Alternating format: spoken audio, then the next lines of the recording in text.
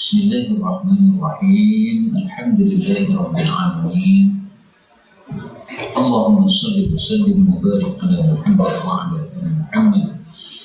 Allahumma anfa'na bima 'allamtana wa 'allimna ma yanfa'una wa zidna ilma wa barik lana fi 'ilmina warzuqna al-ikhlasa fil qawli wal 'amali kamila wa 'ilman nafi'an la yunsa wa tawfiqan daima wa sihhatan wa yaqinan wa afiyah. Allahumma iftah lana kulla khair wa yassir lana kulla umur. Allahumma ansur al-mujahidin warhamil mustad'afin wa dammir a'da'ad-din wa tmis ala amwalihim. Amin ya rabbal alamin. Alhamdulillah, ikhwani fillah rahimani wa rahmatullah. Kita lanjutkan pengajian hadis dari kitab Riyadhus Shalihin karya Al-Imam An-Nawawi rahimahullah ta'ala yang sudah wafat pada tahun 656 Hijriah. Benar ya? Ya kan? Nama mana? Tahun 676 656 itu yang lain ya. Siapa yang tahu yang lain. Baik, kita lanjutkan pada karahati rabbi raihan. Sahih. Qala al-muallif rahimahullahu ta'ala wa nafa'ana bihi wa bi ulumihi fid dharain amin. Bab karahati, bab makruhnya rabbi raihani, menolak raihan. Raihan itu sesuatu yang wangi, dari kata-kata rih yang artinya bau, bau yang wangi. Li ghairi udrin, tanpa udur. Raihan misalnya parfum, raihan. Raihan misalnya kemangi, itu raihan. Tanaman yang wangi, itu raihan. Hadis 1786. Wa an Abi Hurairah radhiyallahu anhu qala qala Rasulullah sallallahu alaihi wasallam man urida alaihi raihan, dan siapa yang ditawarkan kepadanya atau diberikan kepadanya raihan, sesuatu yang wangi, fala yaruddah, maka janganlah dia menolaknya. Kenapa? Fa innahu, karena sesungguhnya raihan itu khafiful mahmal, ringan di bawah, sehingga enggak perlu ditolak karena ringan di bawah. Tayyibur rihi, wanginya bagus baunya, bias wangi baunya. Hadis riwayat Muslim. Mari kita lihat makna raihan dari sisi bahasa. Mencarinya di mana? Kamus, ya kan? Kamus Al-Wasit. Al-Raihan. Dari sisi bahasa. Dari sisi bahasa, Ar-Raihan itu adalah kullu nabatin, setiap tumbuhan tayyibir raihah, yang bau wangi, yang wangi bau. Itu dari sisi bahasa. Tapi yang dimaksud hadis ini apakah harus tumbuhan tersebut? Tidak. Parfum itu juga termasuk raihan. Apalagi parfum zaman dulu biasanya dibuat dari tumbuhan. Maka ringkasnya, segala tumbuhan yang wangi disebut raihan, wewangian pun juga disebut raihan. Kemudian hadis ini kalau diartikan raihan itu adalah parfum, bukan tanaman yang wangi, maka itu sesuai dengan hadis yang lain. Dan salah satu cara memahami hadis adalah ditafsirkan dengan hadis yang lain. Rasulullah SAW bersabda, "Salatun la turab." 3 perkara jangan ditolak. Apa saja? Al-wasa'id, bantal. Ad-duhan, parfum. Al-laban, susu. Nah, maka raihan di sini mencakup juga parfum tadi. Tidak hanya tanaman yang wangi. Parfum dikasihkan, jangan ditolak. Pakai aja, semprotkan pada baju saya sudah. Atau sesuatu yang tanaman yang wangi tadi juga diberikan kepada kita, jangan ditolak. Bunga mawar dikasihkan juga termasuk raihan, jangan ditolak. Adapun yang dimaksud dalam hadis tadi bantal, itu maksudnya adalah kebiasaan orang Arab ketika ada tamu itu disuguhi bantal. Untuk apa? Untuk apa? Untuk duduk. Jadi orang Arab itu kan modelnya, orang Arab dulu ya, modelnya tidak seperti orang Ajam. Ruangan tamu ada kursinya, ada mejanya, nggak ada. Orang Arab tuh lesehan. Nah, sehingga kamu datang itu yang disuguhkan bantal supaya duduk di atas bantal. Nah, maka maksudnya Nabi, kamu bertamu dikasih bantal, jangan ditolak. Sampai-sampai ada ulama mengatakan la yaruddul ikrama illa himar. Tidaklah menolak pemuliaan kecuali himar, kalau dia. Artinya bodoh. Mau dimuliakan kok nggak mau gimana? La yaruddul ikrama illa himar. Ini perkataan Ali bin Abi Thalib yang mengatakan seperti itu. Ya meskipun bukan dalil ya, tapi apa? Sesuai dengan hadis Nabi SAW tadi. Berikutnya 17:87. Wa Anas bin Malik radhiyallahu anhu anna Nabiyya sallallahu alaihi wasallam kana adalah la yaruddu tiba, tidak menolak parfum.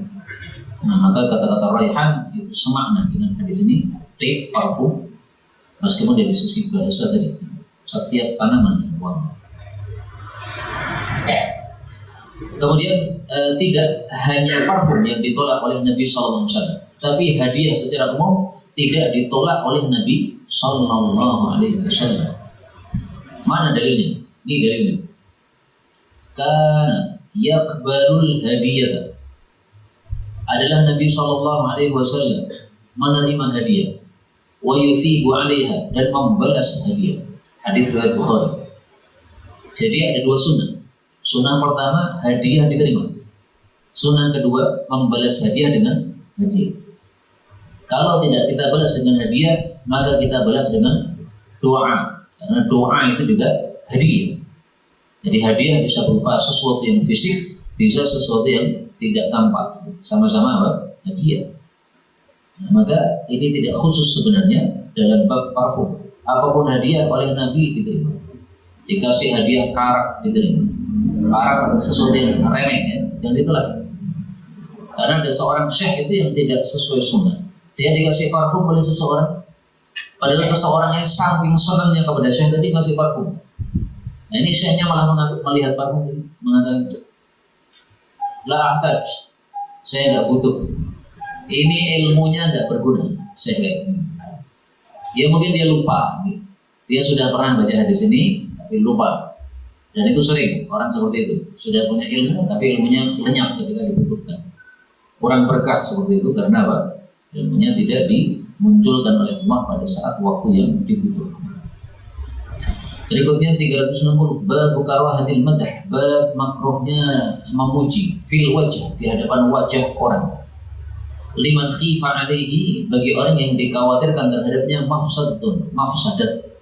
Berupa apa mafsadatnya? Min ijabin, berupa ujub. Ujub itu takjub dengan dirinya sendiri. Jadi besar kepalanya. Wa nahwihi dan sebagainya. Wa jawazihi, dan bolehnya memuji. Liman umina dzalika, bagi orang yang dirasa aman dari hal tersebut. Fi haqqihi, pada hak dia. Maka memuji orang itu dibagi dua. Hukum asalnya kalau memuji orang di depan dia agak boleh, hukum asalnya.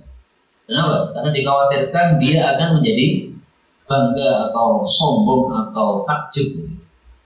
Menjadi boleh kapan? Ketika ada keamanan dari takjub tersebut dan ada maslahat dalam kita memuji.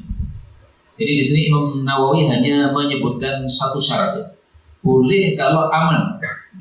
Tapi para ulama menyebutkan dua syarat. Syarat pertama aman, syarat yang kedua ada maslahat. Kenapa kamu memuji di depan dia? Oh ya, saya ada maslahat. Maslahatnya apa? Supaya orang-orang menghormati orang ini. Maka saya puji orang ini di depan orang banyak. Karena orang-orang tidak tahu siapa dia, sehingga mereka melecehkan. Supaya mereka tidak melecehkan, saya sengaja puji di depan dia. Ini berarti ada maslahat. Maka syaratnya dua, Imam Nawawi menyebutkan satu. 17:8. Dari Abu Musa al-Ash'ari radhiyallahu anhu, dia mengatakan, sami'an Nabi, telah mendengar Nabi sallallahu alaihi wasallam. Rajulan, seorang laki-laki, yufni, memuji ala rajulin, atas orang laki-laki yang lain. Wa yutrihi, dan dia mendahsyatkannya, mubalaghah. fil midhah, di dalam memuji. Faqala, maka beliau bersabda, ahlaktum, kalian telah membinasakan. Au qala, atau Nabi bersabda, qata'tum dhahrar rajul, kalian telah memotong punggungnya orang ini. Memotong punggung atau meremukkan punggung ya membuat binasa sama. Hanya rawuhnya ragu-ragu apakah Nabi mengatakan ahlaktum dhahrar rajul ataukah qata'tum dhahrar rajul. Maka rawuhnya di sini disyak ya, karena rawuhnya ragu-ragu. Kemudian Imam Nawawi mengatakan wal itra'u, kata-kata itra' itu al-mubalaghah, mendahsyatkan fil madh dalam pujian. Hadis ini menunjukkan dua hal. Yang pertama, bahwasanya memuji di hadapan orang itu adalah makruh karena sama dengan membinasakan dia. Kenapa Nabi mengatakan membinasakan? Karena bisa menyebabkan tadi mafsadat ujub itu. Saya asalnya biasa saja. Gara-gara banyak yang memuji akhirnya jadi ujub. Nah, malah saya membinasakan diri saya sendiri. Jadi binasa saya. Karena apa? Ujub itu termasuk perkara yang dilarang. Apa kata Nabi tentang ujub? Ini sabda Nabi tentang ujub. Salatun muhlikat. Ada 3 perkara yang membinasakan. Jadi termasuk pembinasa. Apa saja itu? Syuhun muta', pelit yang dituruti, wa hawan muttaba', nafsu yang diikuti, wa i'jabul mar'i bi nafsihi, dan ujubnya seseorang terhadap dirinya sendiri. Ini hadis riwayat Tabarani sahih. Nah, maka ujub itu termasuk perkara yang membinasakan, sehingga Nabi mengatakan di sini ahlaktum, atau dalam hadis yang lain muhlikat, ya, termasuk 3 perkara yang menyebabkan binasa. Ini sahih dari Nabi Sallallahu Alaihi Wasallam, ada 3 pembinasa: syuhun muta', hawan muttaba', dan i'jabul mar'i bi nafsihi. Kemudian yang kedua, hadis ini menunjukkan dilarangnya kita itra'. Itra' itu memuji dengan mubalaghah. Jadi memuji di depan orang itu dilarang. Mubalaghah dalam memuji juga dilarang. Memuji itu sesuai kadarnya. Misalnya Ustaz Abu Zaidan bukan dokter, kamu puji sebagai dokter, salah itu. Saya bukan dokter, kok kamu sebut dokter, gimana? Profesor Abu Zaidan, dari mana? Gelar profesor itu. Saya nggak pernah kuliah, dapat profesor gimana? Dokter dari mana? Nah, itu namanya termasuk itra'. Itu tidak boleh seperti itu. Memuji sesuai dengan kadarnya. Kadarnya 1 puji 1, kadarnya 2 puji 2. Itra' nggak boleh. Rasulullah melarang kita memuji Nabi dengan itra'. La tutruni. Janganlah kalian itu mengitra' saya, memuji saya dengan berlebihan. Kama atratin Nasara bin Maryam, sebagaimana Nasrani memuji dengan berlebihan kepada Isa bin Maryam. Saya itu Abdullah, maka katakanlah Abdullah wa Rasulullah. Orang-orang Nasrani memuji Nabi Isa lebih dari derajatnya, sampai mengatakan Ibnullah, Allah, Talitu Talata. Ini semuanya adalah pujian yang itra', yang berlebihan, dilarang oleh Rasulullah Sallallahu Alaihi Wasallam. Apa contoh lain memuji Nabi yang berlebihan? Misalnya dulu ada seorang budak perempuan menyanyi-nyanyi memuji Nabi Sallallahu Alaihi Wasallam. Kemudian dia mengatakan, wa fina nabiyyun ya'lamu ma fi ghadin. Di tengah-tengah kita ada seorang nabi yang mengetahui perkara besok hari. Nah, oleh Nabi langsung disuruh dia. Kamu silahkan lanjutkan nyanyi, silahkan. Tapi yang kalimat ini jangan. Kenapa? Ini termasuk itra', berlebihan. Memuji boleh, tapi jangan berlebihan. Memuji boleh, tapi jangan di depan orang, di belakang orang saja. Berikutnya 1789. Wa an Abi Bakrah radhiyallahu anhu anna rajulan dzukira indan Nabi sallallahu alaihi wasallam. Ada seseorang disebutkan di hadapan Nabi. Fa'athna alaihi, lalu memuji kepadanya rajulun seorang laki-laki yang lain, khairan, dengan pujian yang baik. Maka Nabi sallallahu alaihi wasallam bersabda, waihak, celaka kamu, qata'ta, kamu sudah memotong unuqa sahibika, tengkuk sahabatmu. Maksudnya apa? Kamu membinasakan dia sebagaimana binasanya orang yang dipotong tengkuknya. Yaquluhu mirran, Nabi mengucapkannya berkali-kali. Kemudian beliau bersabda, "Ingkana, jika adalah ahadukum salah satu kalian madihan, memuji, la mahalata, harus, jadi harus memuji sambil takjubnya kita kepada seseorang, maka gimana? Falyakul, maka adalah dia mengatakan, ahsibu kada wa kada, saya menyangka seperti ini, seperti ini. Jadi saya menyangka dia ahli tahajud, saya menyangka dia ahli sedekah, saya menyangka dia akhlaknya baik. Ingkana yara annahu kada, jika dia melihat bahwasanya dia itu seperti itu. Wa hasibuhullah, Allah lah yang menghisab dia. Kenapa? Karena kita hanya tahu zahirnya. Orang akhlaknya baik, apakah pasti itu baik? Belum tentu. Bisa saja ternyata dia akhlaknya baik karena menginginkan suatu hal. Dia menampakkan akhlak yang baik. Kenapa? Karena pengen lamarannya diterima. Nah, setelah lamarannya diterima, ternyata menjadi normal biasa, tidak seperti dulu. Nah, berarti Allah lah yang menghisab dia. Batinnya itu Allah yang tahu, kita tidak tahu. Wala yuzakka, dan tidaklah disucikan Allah atas nama Allah ahadun, seorang pun. Ya, jadi jangan mengatakan demi Allah dia itu orangnya begini-begini. Nah, kamu hanya tahu batinnya saja.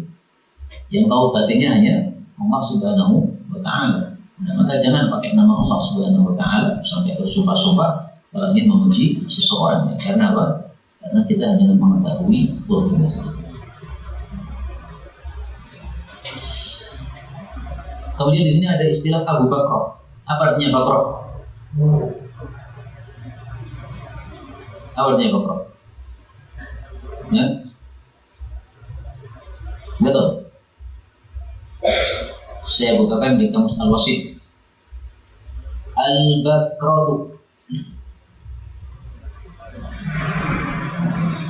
khasyabatun, kayu, mustadiratun, yang bundar, fi jawfiha mihwar, di tengahnya ada mihwar, sesuatu yang bisa berputar, taduru alaih, yang dia berputar atasnya, wa ustuwanatun min khasyab wa nahwuhu yulafu alaihi al-khayr. Jadi ringkasnya bakrah itu adalah kerean. Tahu kerean? Jadi kalau kita nimba dengan timba untuk sumur, itu di atasnya ada kerean. Nah, itu namanya bakrah. Nah, kenapa ini sahabat Nabi namanya Abu Bakr? Bapaknya kerean. Kenapa ini? Kenapa? Abu, sahabat Nabi SAW, namanya adalah Nufai' bin Harith. Abu Bakr namanya siapa? Nufai' ibnu Harith. Abu Bakr namanya Nufai' bin Harith. Kenapa disebut Bakr? Karena Nabi sallallahu alaihi wasallam dikasih nama kunyah Abu Bakr oleh Nabi litadallihi, karena dia bergelantungan bi bakrotin, dengan kerean minat Taif, dari benteng Taif. Jadi waktu itu Rasulullah sallallahu alaihi wasallam mengepung Taif, orang-orang kafir. Abu Bakr ini seorang budak milik orang kafir. Setelah dia dikepung oleh Nabi, dia itu tertarik masuk Islam. Ini agama yang bagus ini, udah kita masuk Islam saja. Nah, dia kemudian turun dari benteng Taif tadi dengan kerean. Habis itu kemudian gabung sama Rasulullah.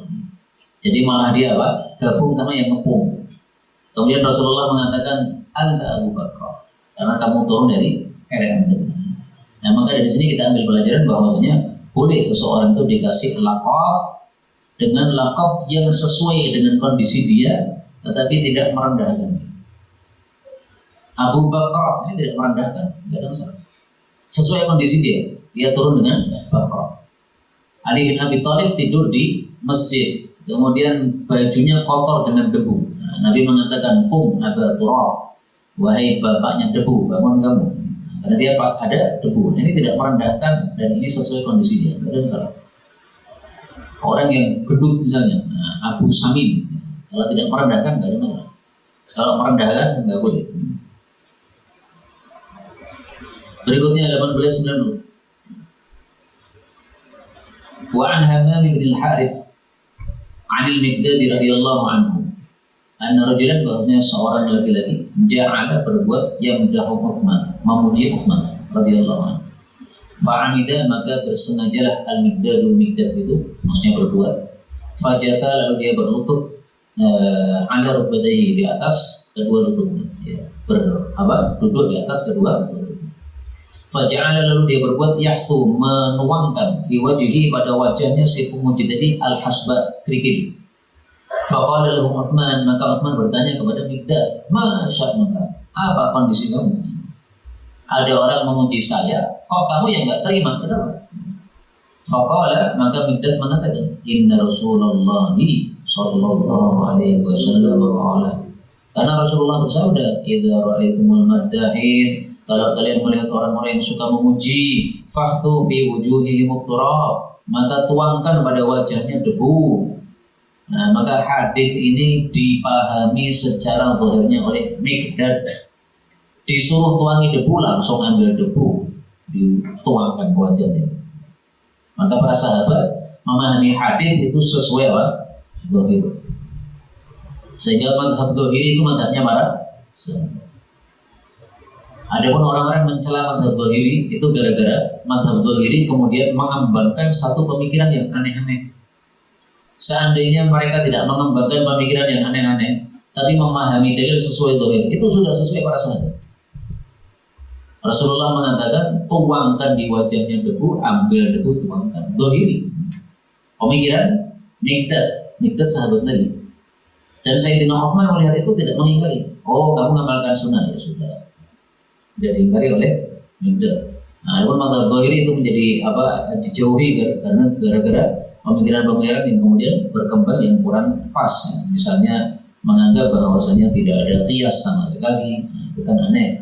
Karena banyak sekali dalil-dalil untuk qiyas tersebut, sehingga ditinggalkan yang mazhab zahiri sebenarnya bukan karena memahami dalil sesuai zahir, tapi karena adanya perkembangan pada mazhab mereka yang tidak pasti. Kalau memahami sesuai dalil sesuai zahir, malah sudah benar. Pemahaman para sahabat juga begitu, pahami sesuai zahirnya. Ada satu hadis yang mirip dengan ini. Famla. Hadis riwayat Abu Dawud, idza jaa ahadun, kalau ada seorang datang, yatlubu thamanal kalb, minta harga anjing, famla kaffahu turaban, maka penuhi di telapak tangannya debu. Hadis riwayat Abu Dawud.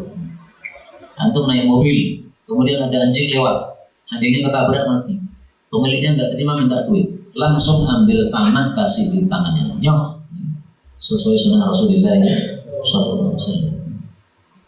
Nah, makanya santri harus bisa bela diri. Kalau dia nggak terima malah mukul antum, bisa kita tangkis karena punya ilmu bela diri. Miqdad ini siapa itu? Sahabat Nabi yang ahli jihad. Taunya kalau dia ahli jihad dari mana? Dari biografinya. Salah satunya ini cerita yang sangat populer. Rasulullah pernah mengetahui ada seorang sahabat Nabi nulis surat membocorkan rahasia Nabi akan melakukan Fathu Makkah kepada orang-orang Makkah. Siapa sahabatnya itu? Hatib bin Abi Balta'ah. Nah, suratnya itu dibawa oleh seorang wanita, disimpan di gelungan rambutnya. Oleh Nabi diutus 3 orang. Kamu tangkap wanita yang bawa surat itu. Dia bawa suratnya dari Hatib. Nanti kamu ambil suratnya. Nah, 3 orang ini yang dipilih oleh Nabi orang-orang yang ahli jihad semua. Jadi Nabi itu kalau mengutus sesuatu itu pasti beliau paskan. Dalam bab ilmu dipilih yang berilmu. Maka diutus ke Yaman, Mu'adz bin Jabal, ulama ahli halal haram.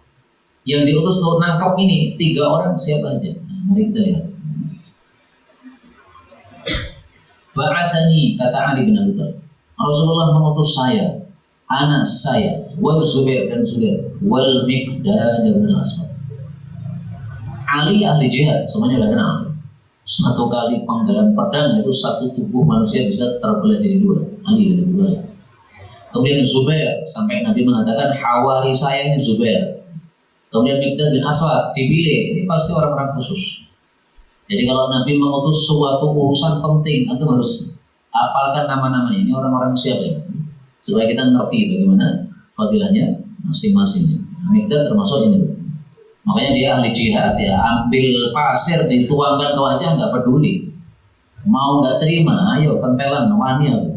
Mikdad dia ahli jihad, nggak peduli dia. Dan kemudian beliau mengatakan fahadil ahadits, maka hadis-hadis ini fin nahyi yang di dalam masalah larangan. Wajah dan datang juga fil ibahati dalam pembolehan ahadits katsirah sahih. Hadis-hadis yang banyak yang sahih. Artinya ada dua hadis yang bertentangan. Nah, kalau dua hadis bertentangan sama-sama sahihnya, satunya melarang, satunya membolehkan, gimana? Qala ulama, berkata para ulama, wa tariqul jam'i, dan cara mengkompromikan bainal ahadits, antara hadis-hadis yang bertentangan tadi, ayyu qala, bahwasanya dikatakan. Nah, ini caranya apa? Menghadapi kalau dua hadis bertentangan, dikompromikan. Kalau sama-sama sahih. Kalau satunya sahih, satunya dhaif, ambil yang sahih. Kalau dua-duanya dhaif, nggak usah dipedulikan, karena dua-duanya nggak bisa dijadikan dalil. Tapi yang sama-sama sahih, ini kompromi. Maka bagaimana? Pertama, in kanal mamtu, jika adalah orang yang dipuji, indahu kamalu imanin wa yaqin, dia memiliki iman yang sempurna dan yakin, wa riyadatu nafsin, dan jiwanya sudah riyadah, sudah terlatih. Terlatih artinya sudah tidak lagi bisa dimasuki perasaan ria, ujub dan sebagainya. Wa ma'rifatun tamatun, dan memiliki pengetahuan yang sempurna, yaitu pengetahuan terhadap agama maksudnya. Bihaitsu la yaftatin, di mana dia sudah tidak terfitnah lagi dengan pujian itu. Wa la yaftaru, dan tidak terkecoh bidzalika, dengan sebab pujian itu. Wa la tal'abu bihi nafsuh, dan tidaklah mempermainkan dirinya, nafsunya. Maka hukumnya adalah falaysa biharamin wala makruhin, maka tidak haram juga tidak makruh. Jadi hukumnya apa? Mubah. Maka Rasulullah memuji Abu Bakar As-Siddiq di depan Abu Bakar. Kenapa? Karena sudah memenuhi dua syarat tadi. Hukumnya mubah. Syarat pertama, Rasulullah merasa aman, tidak mungkin Abu Bakar kemudian merasa besar kepala, tidak mungkin. Dia sudah riyadhah. Kemudian yang kedua, Rasulullah punya tujuan maslahat ini.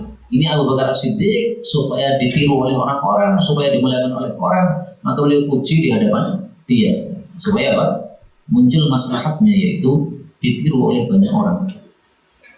Ini adalah kondisi pertama ya. Sekarang kondisi kedua, wa in khifa alaihi, dan apabila dikhawatirkan terhadapnya syai'un, sesuatu min hadhil umur, dari perkara-perkara ini tadi, kurihamathu fi wajhihi, maka makruh memujinya di hadapan dia karahatan syadidatan, dengan makruh yang dahsyat. Jadi tidak sampai kepada haram, tapi apa? Makruh yang dahsyat. Wa ala hadha tafsir, dan atas perincian ini tunazzalu,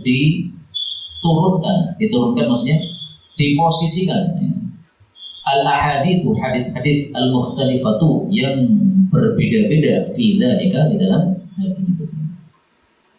Kemudian beliau Imam Nawawi mencontohkan hadis yang membolehkan. Wa mimma jaa, dan termasuk hadis yang datang fi ibahati, di dalam pembolehan, yaitu memuji di hadapannya orang.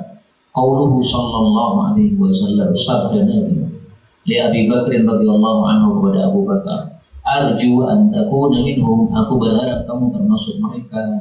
Itu di depan Abu Bakar, berarti memuji di hadapan, tidak ada masalah, karena memenuhi dua syarat tadi.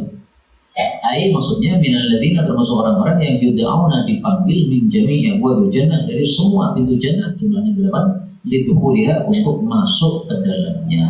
Kenapa? Karena ahli dalam 8 perkara ini.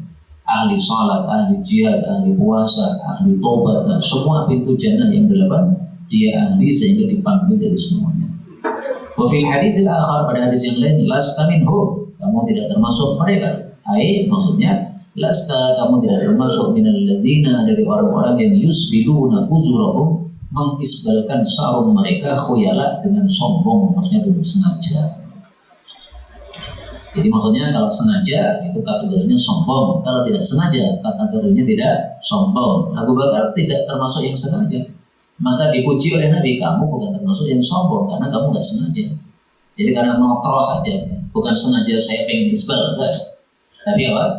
Dia sudah menjaga, tapi karena perutnya mengecil, ya, atau sering lapar, sering puasa, katanya ngobrol ke bawah. Wa qala Umar sallallahu alaihi wasallam, dan bersabda Nabi li Umar kepada Umar radhiyallahu anhu, ma ra'aka syaitanu, tidaklah setan melihat kamu wahai Umar, salikan fajjan, melewati suatu jalan, illa kecuali salaka, dia melewati fajjan, jalan yang lain, ghaira fajjika, selain jalan kamu. Wal hadits, dan hadis-hadis bil ibahati, dalam pembolehan ini, katsiratun, banyak. Wa qad dzakartu, dan saya sudah sebutkan jumlatan min atrafiha, sejumlah dari ujung-ujungnya, hanya sebagiannya, fi kitab al-Adhkar, di dalam kitab al-Adhkar karya al-Imam An-Nawawi rahimahullahu ta'ala.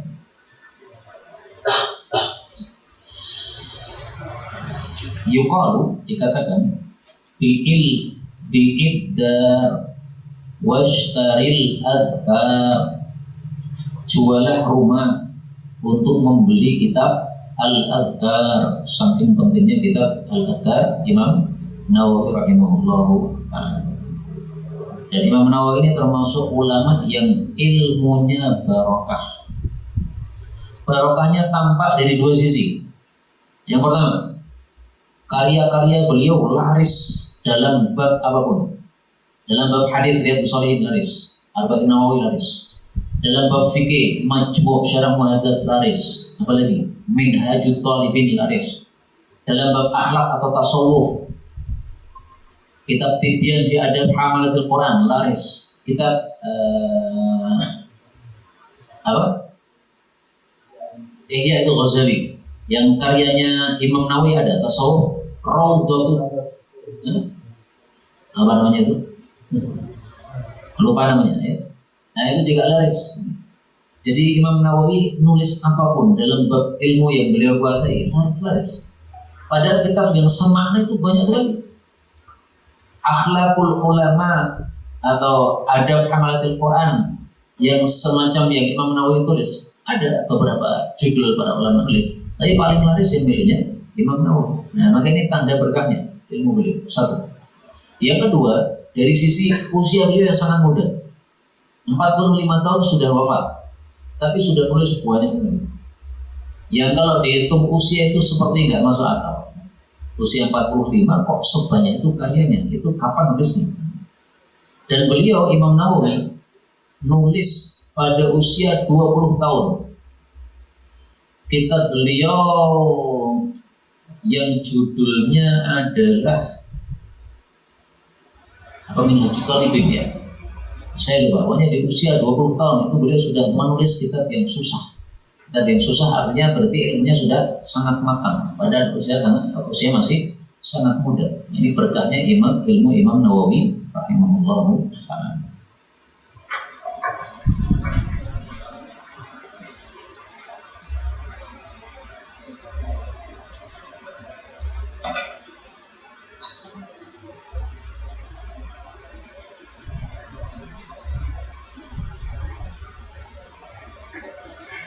Bustanul Arifin karya Imam Nawawi dalam bab tasawuf. Bustanul Arifin.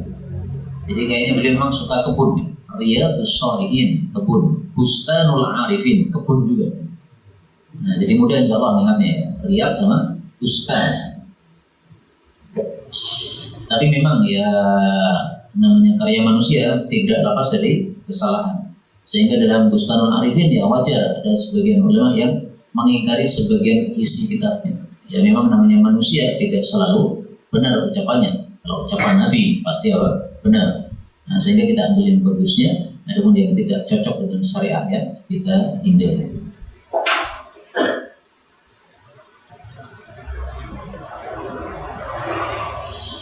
Kita tambah sedikit lagi 361 bab karahatil khuruji, bab makruhnya keluar min baladin, dari satu kota, waqa'a fiha al-waba'u, yang terjadi padanya wabah penyakit, firaran minhu, karena lari dari wabah penyakit tersebut. Wa karahati, dan makruhnya al-qudumi alaihi, masuk ke kota tersebut. Jadi kalau di Solo ini ada wabah turun, antum makruh untuk keluar Solo karena lari. Tapi kalau antum di luar Solo, maka juga makruh untuk masuk ke dalam Solo. Jadi yang sudah di dalam jangan keluar, yang di luar jangan masuk ke dalam.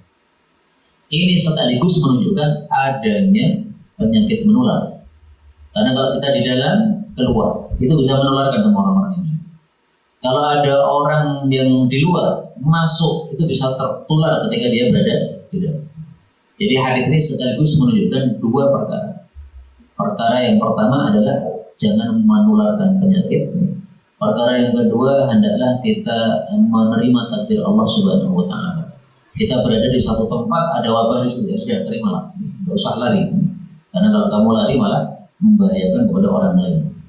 Kalau Allah Ta'ala, Allah mengatakan, Aynama takunu, dimanapun kalian berada, yudrikumul mautu, maut akan menyusul kalian. Walau kuntum, meskipun adalah kalian fi burujin, pada buruj. Buruj itu bangunan-bangunan tinggi, musyayyadah, yang ditinggikan. Wa ta'ala, wala tulqu, dan janganlah kalian menceburkan bi aidikum, diri-diri kalian, tangan maksudnya diri, ila tahluka, kepada kebinasaan. Jadi ini termasuk dzikrul juz'i wa iradatul kulli. Disebutkan tangan, tapi maksudnya adalah kamu itu, dirimu itu. Aidikum min babi dzikril juz'i wa iradatil kulli. Disebut sebagian itu tangan kita, tapi yang dimaksud ya diri kita itu. Jadi bukan berarti tidak boleh membakar tangan di api, tapi kalau kepala dibakar di api nggak apa-apa, bukan begitu. Semua diri kita nggak boleh, mau tangan mau kepala sama itu. 1791. Wa Ibnu Abbas radhiyallahu anhu anna Umar bin Khattab radhiyallahu anhu kharaja keluar ila Syami ke Syam hatta sehingga idza kana bi Sarqin, ketika berada di Sarqin, Sarqin kalau bahasa kita, kalau bahasa sana ya Sarqin nama tempat. Laqiyahu umara'ul ajnati, maka menjumpai dia panglima-panglima pasukan. Siapa panglima pasukan itu? Abu Ubaidah bin Jarrah wa ashabuhu. Fa'akhbaruhu, lalu mereka mengabari beliau annal wabah, bahwasanya wabah penyakit Atrafa di Syam sudah terjadi di Syam.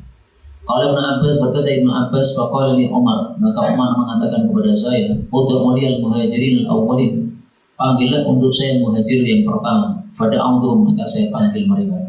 Fastasyarahum, maka dia musyawarah dengan mereka. Wa akhbaruhum, dan mereka mengabari beliau annal wabah Atrafa di Syam, bahwasanya wa akhbaruhum, dan dia mengabari mereka bahwasanya wabah sudah terjadi di Syam. Fakhtalafu, maka mereka berselisih. Faqala ba'duhum, sebagian muhajirin mengatakan, kharajta li amrin, kamu sudah keluar untuk suatu urusan. Wala nara an tarji'a anhu, maka kami tidak berpendapat bahwa kamu mundur darinya. Karena Allah mengatakan, wa idza azamta fatawakkal 'ala Allah.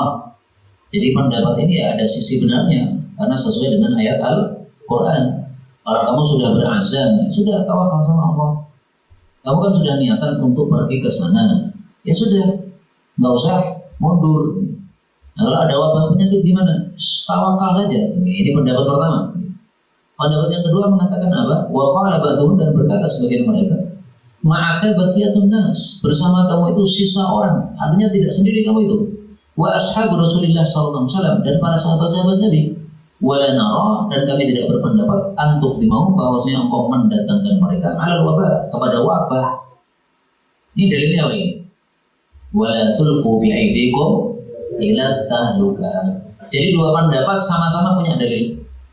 Satunya dalilnya tawakal, satunya dalilnya jangan tahluka. Nah, karena berselisih pendapat, faqala Umar mengatakan, irtafi'u anni, pergilah dari saya. Kenapa yang dipanggil pertama kali adalah muhajirin? Karena muhajirin ini adalah orang-orang yang paling mulia di antara sahabat-sahabat Nabi sallallahu alaihi wasallam. Jadi para sahabat Nabi itu bertingkat-tingkat. Nah, paling mulia kelompok muhajirin. Yang kedua, Ansar. Tsumma qala, kemudian beliau mengatakan, ud'u lil Ansar, panggillah untuk saya Ansar. Maka Ansar itu derajatnya setelah muhajirin. Dalilnya apa? Bahwasanya Ansar derajatnya di bawah muhajirin. Satu, hadits ini Sayyidina Umar mendahulukan muhajirin. Dua, Nabi SAW termasuk muhajirin atau Ansar? Muhajirin.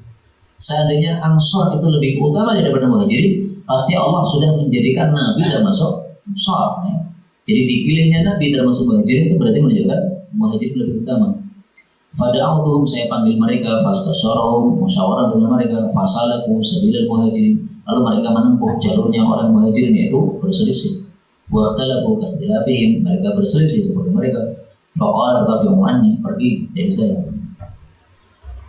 Setelah kemudian Umar mengatakan, ud'uli man kana hauna, panggillah untuk saya orang yang di sini, min masyakhati Quraisy, dari orang-orang tua Quraisy, min muhajiratil fatah, dari orang-orang yang hijrah di Fathu Makkah. Artinya apa? Orang-orang yang dia termasuk yang masuk Islamnya belakangan.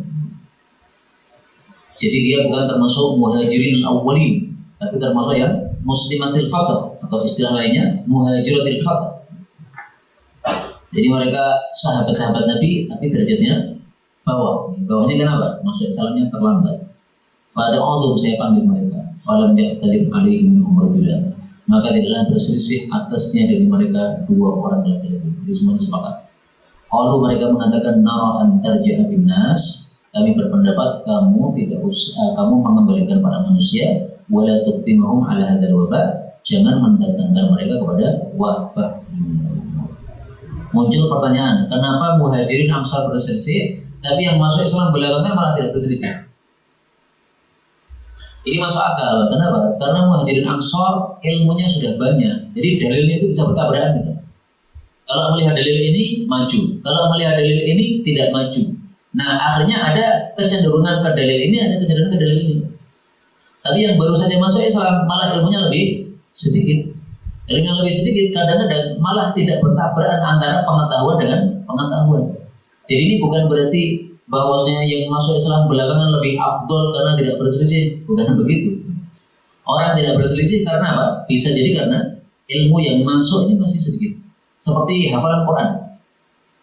Kalau hafalanmu masih 1 juz, itu nggak ada yang mutasyabihat. Tapi begitu hafalannya sudah 10 juz, apalagi sudah 30 juz, mutasyabihat di mana-mana. Ini mirip dengan ini mirip dengan ini. Maka ilmu ayat mutasyabihat itu jangan diajarkan pada peserta tahfidz yang masih pemula. Dia nggak perlu ilmu mutasyabihat. Nah, dia masih hafalnya cuma 1 juz atau 2 juz, nggak ada yang mutasyabihat. Nah maka sekali lagi, ini bukan berarti muhajiratil fatah lebih mantap ilmunya, enggak. Justru ini apa? Bisa karena sedikitnya ilmu mereka sehingga tidak ada pengetahuan yang saling bertabrakan.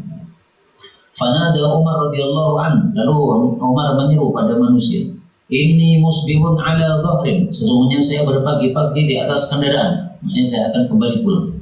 Fa'asbihu alaih, maka berpagi-pagilah di atas kendaraan, dipersiapkan semuanya pulang. Faqala Abu Ubaidah bin Jarrah, maka Abu Ubaidah mengatakan, afiraran min qadrillah, apakah lari dari takdir Allah? Wabah itu takdir Allah, masa kamu lari? Faqala Umar radhiyallahu anhu, maka Umar mengatakan, lau ghairuka qala ya Abu Ubaidah, seandainya selain kamu yang mengucapkannya wahai Abu Ubaidah. Artinya apa? Mestinya jangan kamu yang mengucapkan Abu Ubaidah. Kamu itu orang mulia, saya tidak mau debat sama kamu. Kalau yang ngomong itu orang selain kamu, saya tolak langsung. Nah ini yang ngomong kamu, derajat kamu tinggi, tapi ucapanmu itu nggak cocok sebenarnya. Jadi mestinya kamu nggak usah nolak, karena saya susah untuk menolak kamu orang mulia, tapi ucapanmu itu nggak cocok.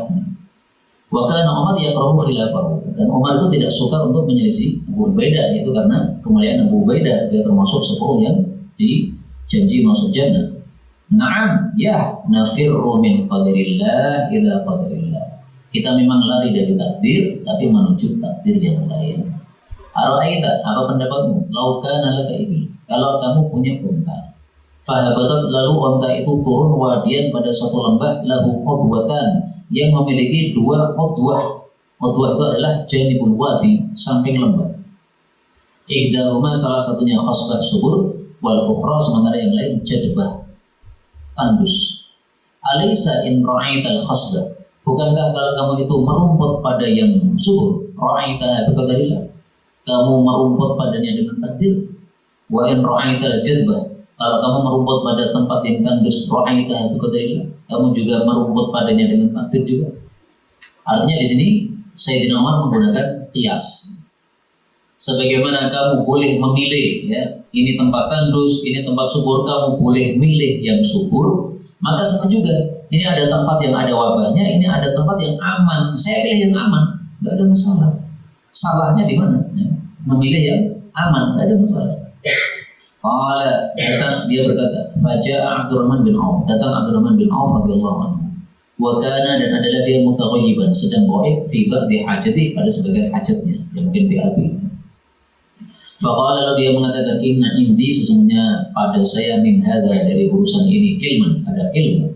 Sami'tu, saya mendengar Rasulullah sallallahu alaihi wasallam yaqul, idza sami'tum bi abihi bi ardin, kalau kalian mendengar adanya wabah pada satu tempat, fala taqdamu alaihi, maka jangan kalian datang padanya. Wa idza waqa'a bi ardin, dan kalau wabah itu jatuh pada satu tempat, wa antum biha, sementara kalian berada di dalamnya, fala takhruju firaran minhu, maka janganlah kalian keluar untuk lari darinya. Fahamidallaha ta'ala Umar, maka Sayyidina Umar memuji Allah. Kenapa? Karena ternyata ijtihadnya sesuai sabda Nabi sallallahu alaihi wasallam. Wan sarafa, dan dia pun pergi. Hadis muttafaqun. Nah, di sini kita ambil beberapa faedah. Faedah yang pertama, ternyata tidak semua hadis itu didengar oleh sahabat Nabi. Sayyidina Umar tidak mendengar, kemudian Abu Ubaidah tidak mendengar, tapi Abdurrahman bin Auf mendengar. Nah, sekarang sahabat Nabi yang jaraknya dengan Nabi itu sangat dekat, bahkan mereka itu langsung ketemu Nabi, saja tidak menguasai seluruh hadis. Bagaimana lagi ulama-ulama yang setelahnya? Pasti lebih seperti itu. Sehingga kalau ada Imam Malik pendapatnya kadang-kadang tidak sesuai sunnah, ya dimaklumi. Tidak semua hadis masuk ke telinga Imam Malik. Imam Syafi'i, Imam Ahmad, Imam Abu Hanifah, sama saja. Artinya apa? Jangan taksub. Kamu mazhabnya Syafi'i, tapi begitu ada dalil yang dalilnya tidak sesuai dengan mazhabmu, tinggalkan mazhabmu. Imam Nawawi termasuk yang melakukan itu. Imam Nawawi mazhabnya apa? Syafi'i. Tapi dalam bab wudu dari sebab makan daging unta, beliau mengatakan ini pendapat lebih kuat. Kalau mazhab Syafi'i mengatakan nggak batal. Tapi Imam Nawawi mengatakan ini mazhab yang mengatakan batal lebih kuat. Kenapa? Sesuai dalil, jangan taksub. Nah, maka di sini Sayyidina Umar, Sayyidina Abu Ubaidah tidak taksub, tapi langsung melihat kepada dalil yang disampaikan oleh Abdurrahman bin Auf. Kemudian hadis ini menunjukkan bahwasanya ilmu itu sebagai solusi. Kita nggak punya ilmu, nggak akan bisa menyelesaikan suatu masalah. Jadinya berselisih tadi. Tapi kalau ada ilmu, selesai masalah. Makanya perlu merujuk kepada para ulama, karena ini ya, banyak hal yang kita itu nggak tahu dalil. Nah, begitu merujuk kepada ulama, ulama mengatakan oh ada dalilnya itu. Di Quran ada, di hadis ada. Padahal ayatnya sering kita baca. Cuma kita nggak sadar kalau ayat itu jadi dalil untuk masalah yang sedang kita alami. Kadang-kadang begitu. Kemudian di sini disebutkan jangan keluar karena lari. Berarti kalau keluar bukan karena lari boleh. Misalnya, kamu berada di satu kota, di situ ada wabah. Kemudian orang tuamu wafat di kota yang lain. Apakah tidak boleh ikut menguburkan jenazah bapak? Boleh. Karena yang dilarang adalah firaran. Berarti kharaja bihi ghairul firar. Berarti kalau bukan untuk karena lari, tidak ada masalah. Demikian juga kalau kita masuk untuk satu maslahat, boleh. Kamu dokter, kemudian kamu ditugaskan untuk mengurusi wabah di satu tempat. Maka kamu masuk ke tempat wabah tadi karena ada masalah, nggak ada masalah. Jadi ini larangannya tidak mutlak. Larangannya adalah supaya tidak tertular penyakit itu. Kalau ada masalah untuk mengurusi yang ada di sana, nggak ada masalah. Kemudian faedah berikutnya, kalau kita mendapatkan ilmu adalah kita mengucapkan alhamdulillah, hamidallah. Abu Hanifah mengatakan,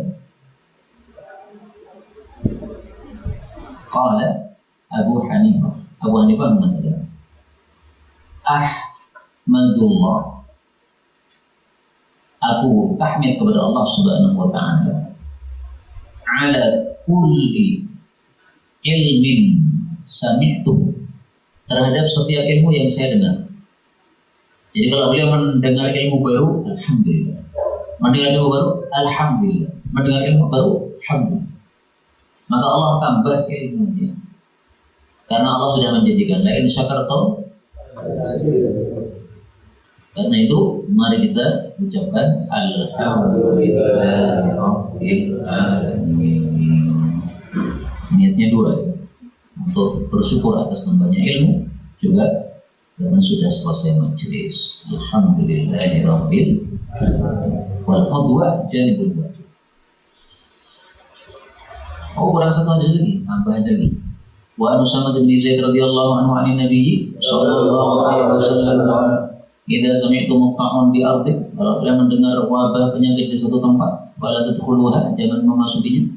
Wa idza waqa'a bi ardh, kalau terjadi pada satu tempat, wa antum fiha, kalian berada di dalamnya, fala takhruju minha, jangan keluar darinya. Nah, di sini disebutkan jangan keluar saja. Sementara hadis yang tadi mengatakan firaran, jangan keluar karena lari. Nah, di sini terjadi kaidah. Apa kaidahnya? Apa kaidahnya? Kaidah yuhmalu al-mutlaq ala al-muqayyad. Hadis yang mutlak, yang tidak diperinci, dipahami dengan hadis yang muqayyad, yang ada perincian. Nah, maka firaran itu adalah takyidnya, ada perinciannya.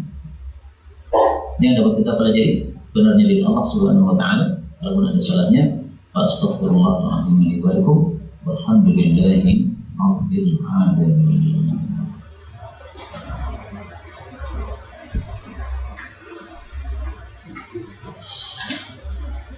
Tersisa satu masalah.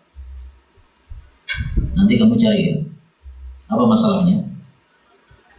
Masalahnya adalah pada hadis terakhir tadi disebutkan ta'un. Pada hari sebelumnya disebutkan apa? Wabah. Annal wabah. Nah, ini.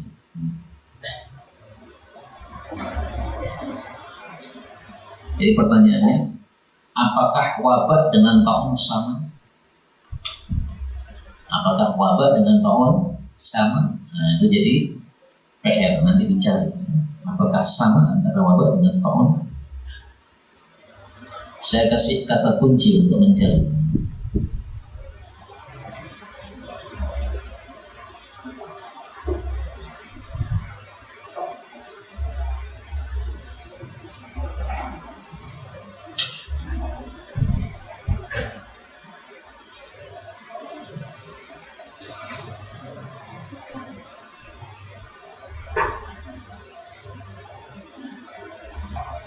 Ala anqadil Madinah malaikat, di pintu-pintu kota Madinah ada malaikat. La yadkhuluha ta'un.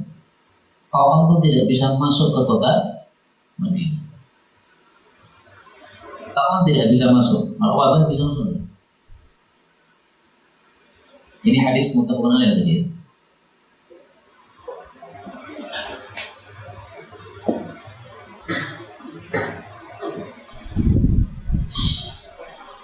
Hadis riwayat Bukhari, fa awwaltuha anna waba al-Madinah nuqila ilaihi.